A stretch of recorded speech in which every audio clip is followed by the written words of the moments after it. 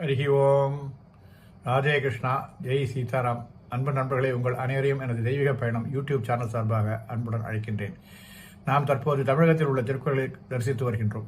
அந்த வகையில் தற்போது காண இருக்கக்கூடிய ஒரு தலமானது முருகனுடைய திருத்தலமாகும்.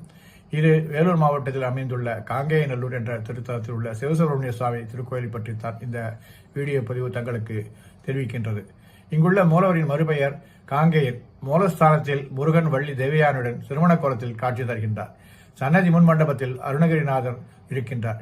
இவருக்கு தனி வாசனமும் துவாரபாலர்களும் இருப்பது வித்தியாசமான அமைப்பு.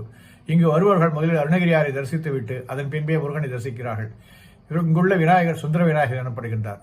இங்குள்ள கோபுரம் 5 நிலைகளை கொண்டது. பிரகாரத்தில் விநாயகர், காசி விஸ்வநாதர், விசாலாட்சி, சூரியன், சுவாமிநாத பரிபாலய சுமாம் சுவாமிநாத பரிபாலய சுமாம் ஸ்வப்ரகா